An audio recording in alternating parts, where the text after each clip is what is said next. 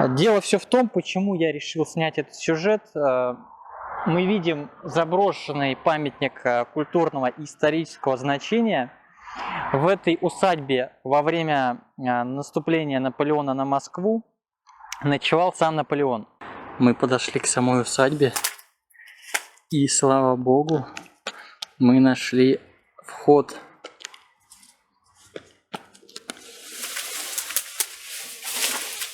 Все заросло,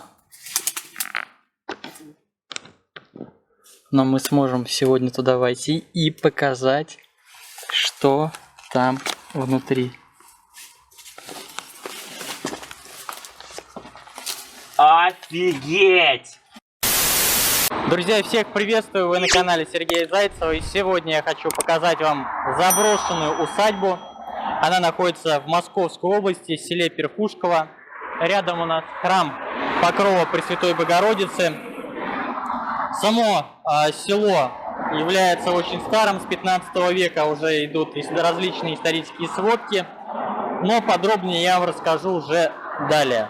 Мы находимся возле усадьбы Яковлевых, она построена в 1756 году. Само село Перхушково, как и ранее говорил, появилось примерно в летописях с 15-16 века. Первично его возглавлял Георгий Перхушков, который по летописям являлся казнократом, коррупционером того времени. Впоследствии у племени ветчан он брал шкуры, различные драгоценности, что его и погубило. Но в рамках его фамилии село Перхушково и получило свое название. После Григория Перхушкова село было передано Степану Нагому, который впоследствии во времена Ивана Грозного был обвинен в совершении преступления против царевича Дмитрия, и владение было передано под Можайский район. После родственник Степана Нагова Василий Нагой уже выкупил это владение, и с того времени эта земля передавалась из одних рук в другие. В 1756 году уже выкупивший Михаил Яковлев во времена Елизаветы Петровны была построена вот эта вот усадьба. Он являлся офицером того периода императорской армии, был генерал-майором, и усадьба сама строилась. Первый этаж каменный, потому что это позволяло как укреплять фундамент, так и полностью сохранять конструкцию, и чтобы конструкция не перегнивала. Верхняя конструкция являлась деревянной, что позволяло сохранять тепло, и в принципе это более правильное для проживания. В целом здесь рядом находится огромная территория парка, которая сейчас уже урезана, к сожалению. Рядом находился пруд, в нем водились щуки, пескари, рядом есть небольшая речка. В целом территория очень приятная. Здесь проживал Толстой, Пушкин приезжал, Гоголь приезжал. Здесь находилась почтовая станция, одна из немногих, которая находилась за пределами Москвы. Но об этом мы поговорим с вами уже чуть позже.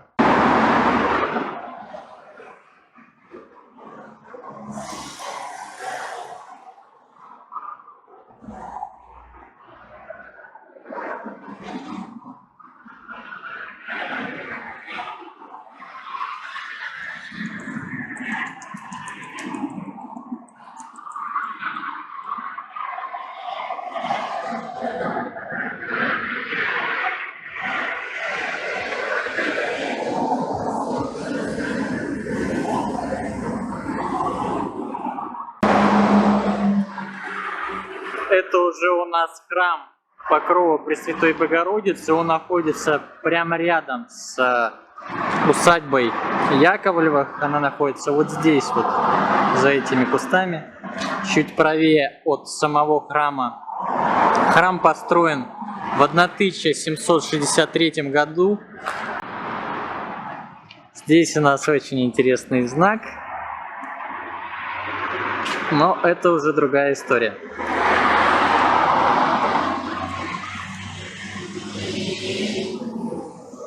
Сам по себе храм достаточно красивый, сохранил свою оригинальную красоту, потому что его не взрывали, не разбивали его внешний вид, внутренний вид. Продолжал долгие годы действовать. И вот наша усадьба Яковлевых. В нее мы попытаемся сейчас найти вход, чтобы ближе уже показать вам то, что в ней находится. Кому интересно, приезжайте в село Перхушково, Московская область. Можно доехать на электричке от Белорусского вокзала. Место достаточно красивое. И храм интересный, и усадьба. С внутренней стороны она не закрыта вот этими тряпками. Хочу сказать, что примерно 4 года назад я писал обращение в администрацию Одинцовского округа, чтобы они занимались реставрацией, но, к сожалению, реставрация так и не началась, но вырубили вокруг деревья и обшили вот этой самой тряпкой. По факту ремонт сделан не был. С этой стороны как раз мы видим нижний этаж идет кирпичный, верхний этаж идет деревянный.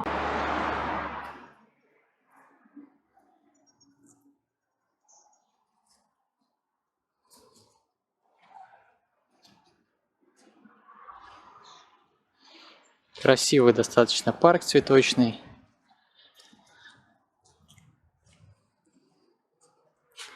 И сам храм. Вечером здесь сделаны подсветки и достаточно красиво также выглядит. Очень старые двери. Смотрите, какая красота.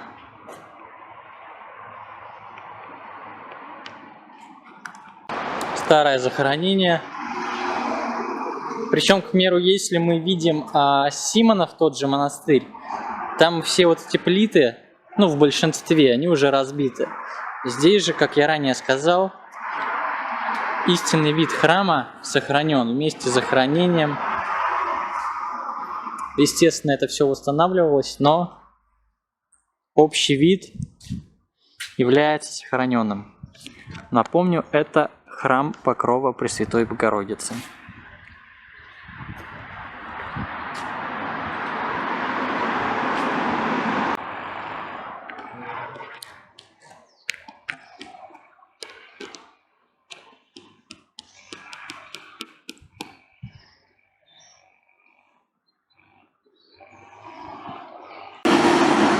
Это вот река Медведка, которая идет от самого пруда.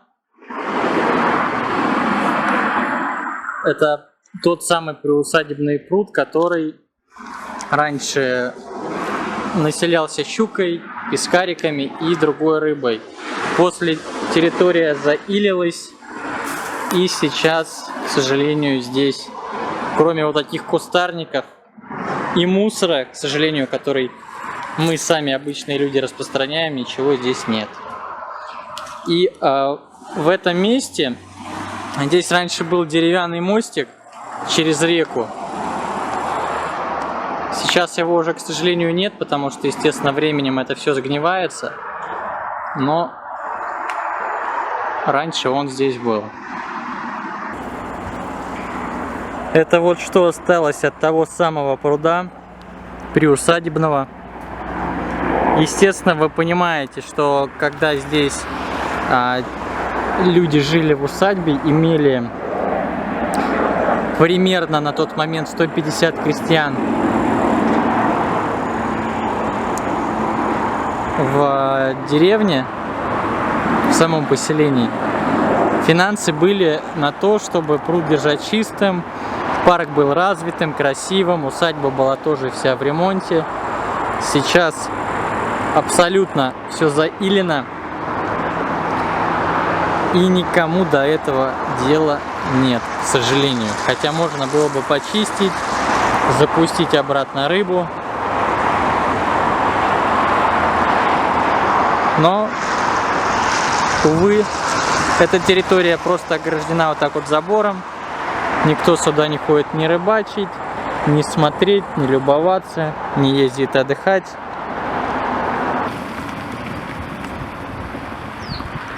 Вот эти заросли, это все раньше была территория пруда. Ну, в принципе, она и сейчас есть, просто все заросло камышами, травой.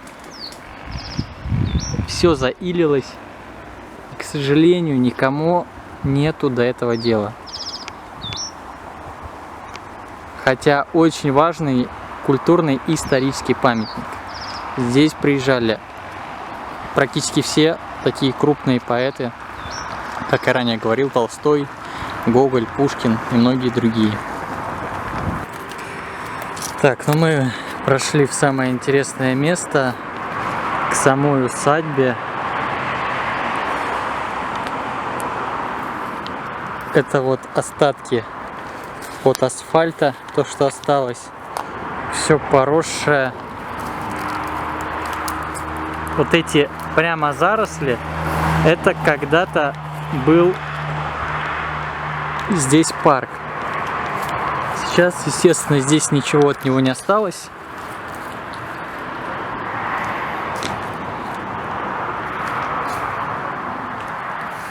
Все поросло просто. Вот она, наша усадьба. Смотрите, какая красотища. Вау. Вот это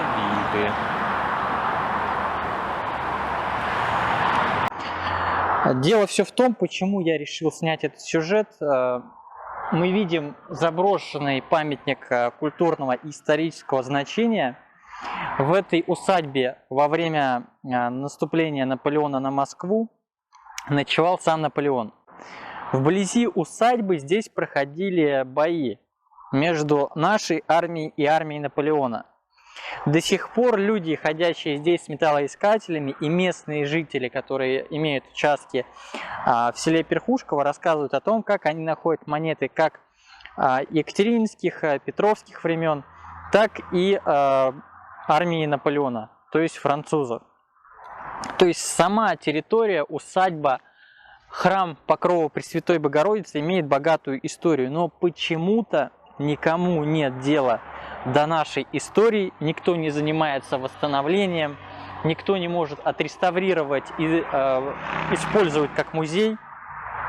Опять же, можно сделать хотя бы какие-то минимальные входные билеты и заниматься на эти финансы содержанием этой территории.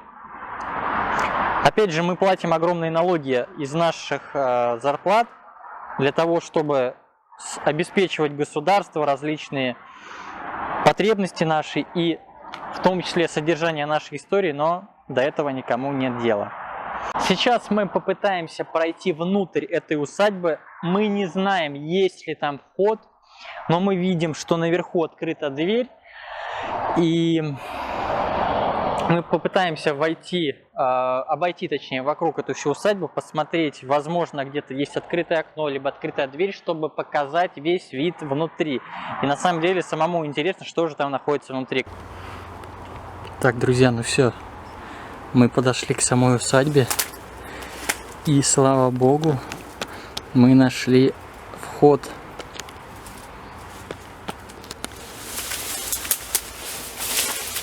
Все заросло, но мы сможем сегодня туда войти и показать, что там внутри. Офигеть!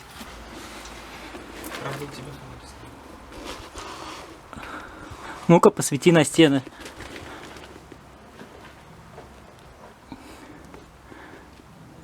Жесть. Так, друзья, ну вот вход. И мы начинаем снимать саму усадьбу.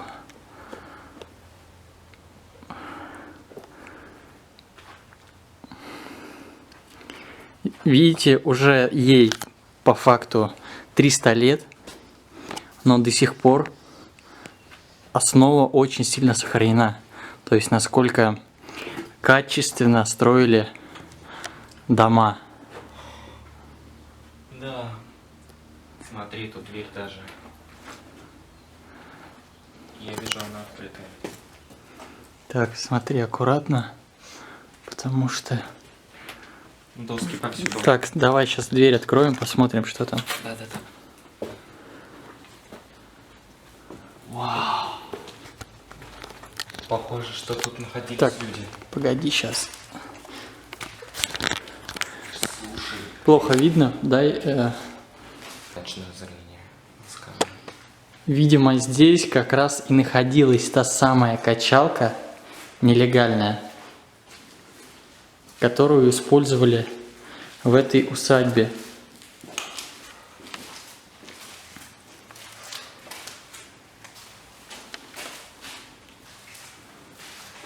То есть мы видим уже вот новое понаставили.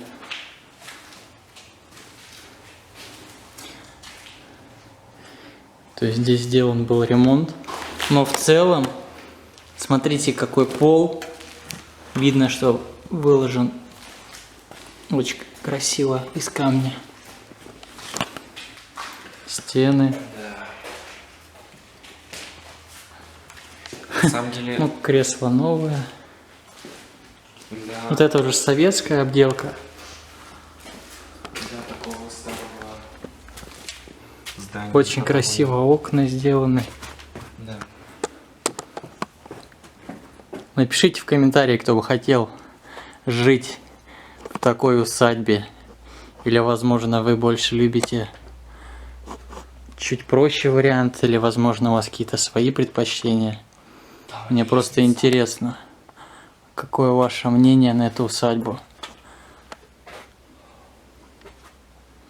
Не забываем ставить лайки, подписываться на канал, продвигать этот ролик, чтобы как можно больше людей увидело наше культурное и историческое наследие. Так, мы переходим во вторую комнату.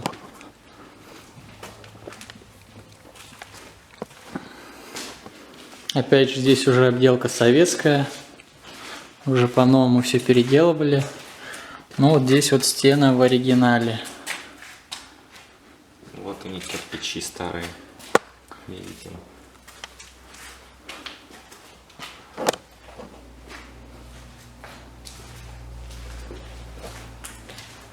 В целом, состояние усадьбы неплохое. То есть здесь делать ремонт не таких огромных и колоссальных денег стоит. Но, опять же, это наша история, это можно показывать людям. То есть то, что я вам снимаю на видео, это можно было бы показывать в оригинале. А у нас здесь еще один вход. Но это хорошо, что позволяет солнечным лучам попадать сюда. Открой пошире, как раз можно будет снять помещение. Ну вот как раз здесь хорошо можно разглядеть и пол.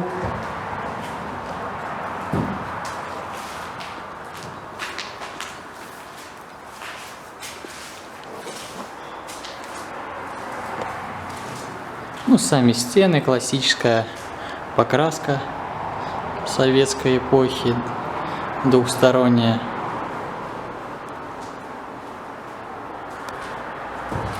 С обеих сторон у нас находятся такие вот деревянные лестницы.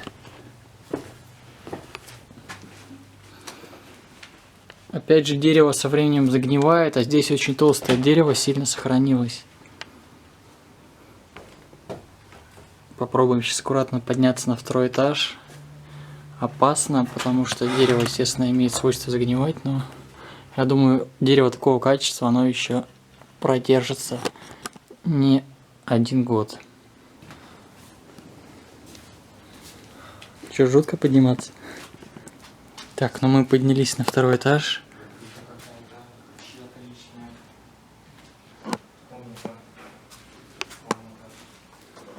Как я и говорил, здесь все из дерева.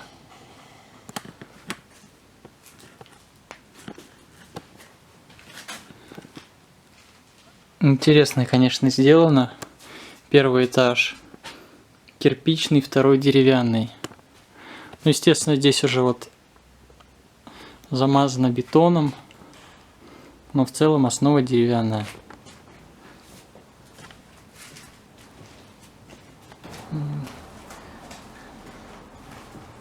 Так. Пол у нас деревянный.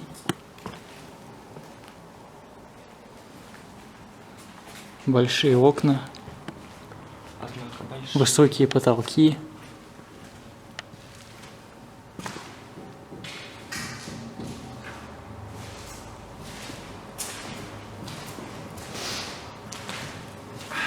Здесь тоже достаточно хороший ремонт сделан. То есть я бы не сказал, что она внутри запущенная, что здесь нужен какой-то колоссальный ремонт. И тех денег, которых не хватит администрации Одинцовского округа, чтобы восстановить эту усадьбу. Здесь он койко-место. Чья-то комната. Видимо, тут кто-то ночевал. Мог по Так, размеру комнаты. здесь пол немножко загнивший. Смотрим, даже там дыра. Заходить туда не будем. Рисковать.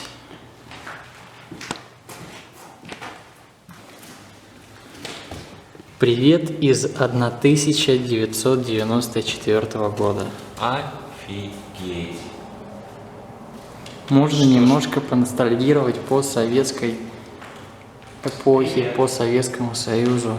Старая мебель деревянная, старая покраска, старые выключатели. Очень, смотрите, как хорошо сделано двухслойный пол.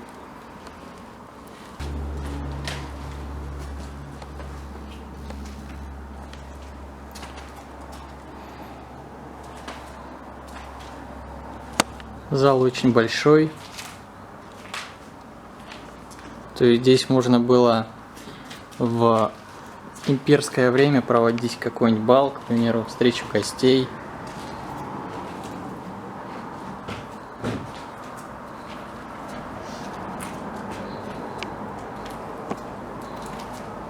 Достойная усадьба.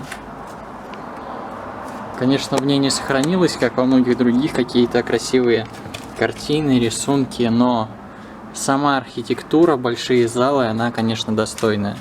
Мы можем представить, как, к примеру, в этом большом зале располагались войска Наполеона, когда шли на Москву. А в какой-то из этих комнат, как я ранее говорил, ночевал сам Наполеон.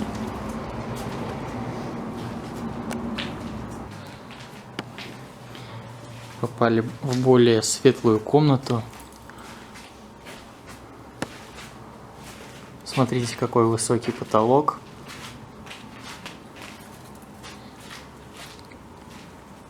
Здесь стоит печка, точнее труба от печки. И внизу, как я понимаю, была сама система отопления.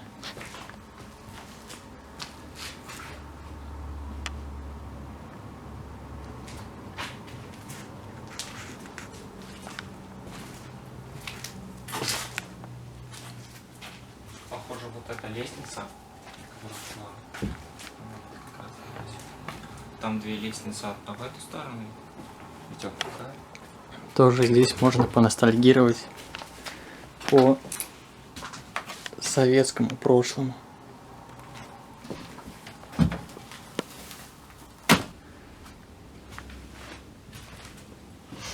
Так, ну и вот мы вышли с другой стороны, обратной, и здесь такая же лестница для того, чтобы спуститься нам вниз. Так, вот на втором этаже мы зашли в светлое помещение. Здесь балкон. Ну и хорошо можно посмотреть саму архитектуру и обивку комнаты на втором этаже. Вот, все из дерева, как я вам ранее говорил. На балкон я выходить не буду, потому что он очень-очень в падовом состоянии, все сгнило. То есть, если здесь внутри доски сохранились, то здесь все сгнило, потому что постоянно идут дожди, мы это понимаем. Имеет свойство со временем изнашиваться. Но мы можем представить, как когда-то люди могли приехать в эту усадьбу. В большом зале, который я вам показывал, проходил бал. Было множество гостей, которые танцевали, развлекались. Впоследствии могли выйти на балкон и полюбоваться большим и красивым садом, который, увы, сейчас зарос. После выйти прогуляться по этому самому саду, пойти на пруд, прогуляться по деревянному мостику и уехать дальше в город, уже отдохнувший от суетной жизни.